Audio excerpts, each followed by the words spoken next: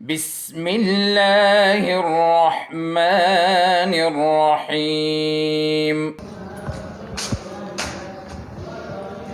Gram atomic mass, gram molecular mass और ग्राम formula mass, in terms को explain करना है।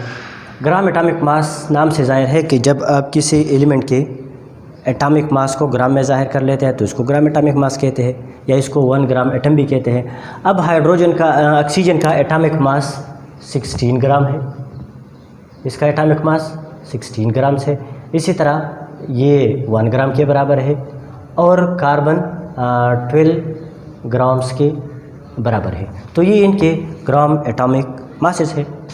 Gram molecular mass, gram molecular mass जब आप किसी मॉलिक्यूल के एटॉमिक मास, जब आप किसी मॉलिक्यूल के मॉलिक्यूलर मास को ग्राम्स में ज़ाहिर कर लेते हैं तो मॉलिक्यूलर मास वाटर का किस तरह मालूम करेंगे, इनके एटॉमिक मासेस के सम से मालूम करेंगे। अब यहाँ पे H2O है तो हाइड्रोजन का एटॉमिक मास 1 है और इसके नीचे 2 है, तो इसमें इसको मल्टीप्लाई करूँगा, फिर प्लस का साइन लगाऊंगा। ऑक्सीजन का 16 है तो 2 + 16, इससे आता है 18।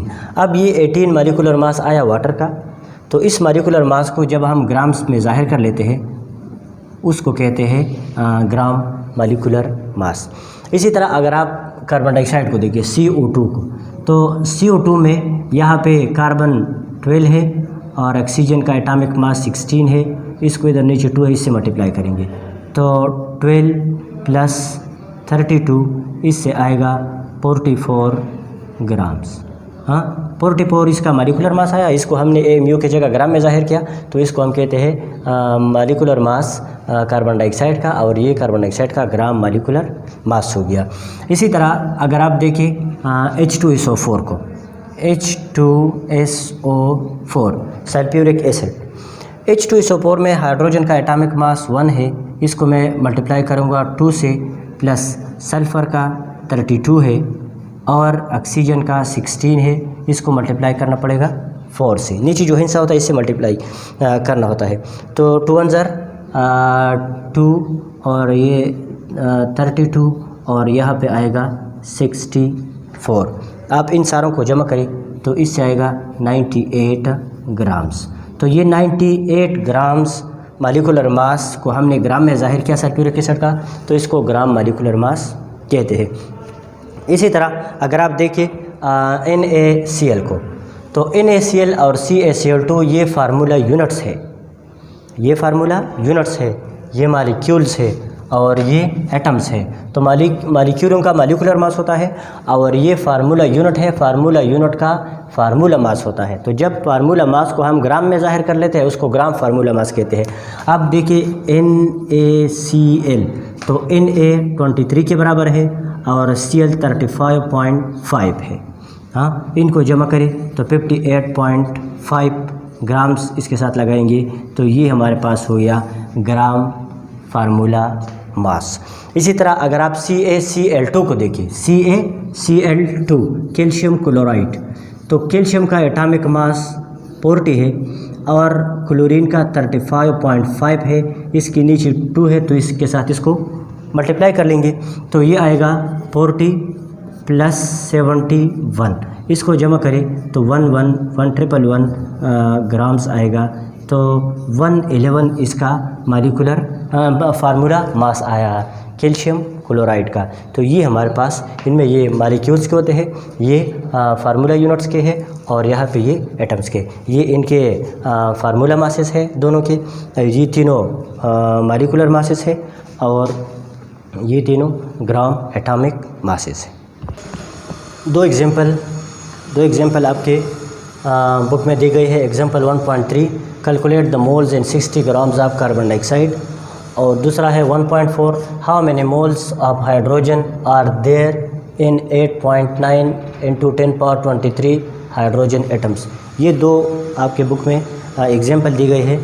तो पहले एग्जांपल को सॉल्व कर लेते हैं। Calculate the moles in 60 grams of carbon dioxide, हमने मालूम करने हैं मोल्स, तो मास इन ग्राम हमें दिया गया है, मास इन ग्राम्स, मास इन ग्राम हमें दिया गया है वो 60 ग्राम है, वो इधर मौजूद है। और कंपाउंड CO2 है तो इसका हम मोलर मास या मॉलिक्यूलर मास मालूम करते हैं। तो इधर मैं लिखता हूँ molar mass. Molar mass carbon dioxide का मालूम करना है। तो कार्बन 12 के बराबर है। एटॉमिक मास कार्बन का 12 है, ऑक्सीजन का 16 है। इसको 2 से मल्टीप्लाई करेंगे, फिर यहाँ पे 12 और ये 32, इसको जमा करेंगे तो इससे आता है 44 ग्राम्स पर मोल।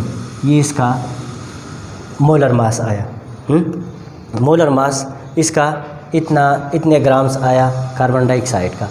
अब मांगता हमसे क्या चीज़ है, calculate the moles, number of moles हमसे मांगते हैं। तो नंबर ऑफ मोल्स हमने मालूम करने हैं। तो नंबर ऑफ मोल्स मालूम करने के मैंने आपको फार्मूला बताया था, number of moles is equal to mass in grams divided by molar mass. Mass in gram divided by molar mass. तो मास इन ग्राम्स कितना है, 60 है। मास इन ग्राम हमें दिया गया है 60 है, और मोलर मास कार्बन डाइऑक्साइड का अभी हमने मालूम किया 44 है। तो जब आप 60 को 44 पे डिवाइड कर लेते हैं तो इससे आता है 1.364 मोल्स। तो ये हमारे पास इतने मोल्स आ गए। कितने मोल्स हो गए, 1.364 मोल्स। ये 60 ग्राम्स ऑफ कार्बन डाइऑक्साइड में कार्बन के इतने मोल्स मौजूद है। दूसरा एक क्वेश्चन है, how many moles of hydrogen are there in 8.9 × 10⁻23 hydrogen atoms. तो ये नंबर ऑफ पार्टिकल्स भी है, एटम्स भी है। तो इधर मैं लिखूँगा number of particles. Number of particles हमें दी गई है, वो है 8.9 × 10⁻23। और एवोगाड्रोज नंबर, ये तो हमें पता है कांस्टेंट वैल्यू है। एवोगाड्रोज नंबर ये बराबर है 6.023 × 10⁻23 की। मालूम करना है हाउ मैनी मोल्स, कितने मोल्स है। तो इधर भी आपने नंबर ऑफ मोल्स मालूम करने हैं। तो नंबर ऑफ मोल्स का दूसरा फार्मूला हमने लिखा था, number of moles is equal to number of particles divided by Avogadro's number. तो नंबर ऑफ पार्टिकल्स कितने हैं, यहाँ पे हमको दी गई है 8.9 × 10⁻23 ये पार्टिकल्स है। और एवोगाड्रोज नंबर किसके बराबर है, वो है 6.023 × 10⁻23। हाँ, ये दोनों एक दूसरे के साथ कैंसिल हो जाएंगे, और 8.9 को 6.023 पे डिवाइड करो तो इससे आएगा 1.48 मोल्स। हाँ, तो नंबर ऑफ मोल्स यहाँ पे ये आ गई, ये इसका आंसर हो गया। अब यहाँ पे 2 क्वेश्चंस है। एक ये है हाउ मैनी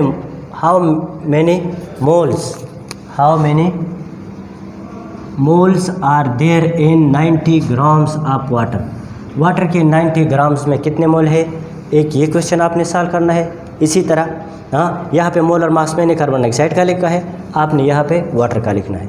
सही है। और इस तरह 60 ग्राम है, उधर 90 ग्राम है, तो इसके मुताबिक आपने इसी पैटर्न पे हल करना है। और दूसरा क्वेश्चन ये है कि how many moles of carbon dioxide are there in 3.01 × 10⁻23 molecules of CO2 carbon dioxide कितने मालिक्यूल्स में कितने मोल्स है। तो ये भी इसी अंदाज पे आपने ये वैल्यूज़ डाल के इसको भी हल करना है और इसको भी सॉल्व करना है। आपने इसका पिक्चर व्हाट्सएप नंबर पे शेयर करना है। Thank you very much.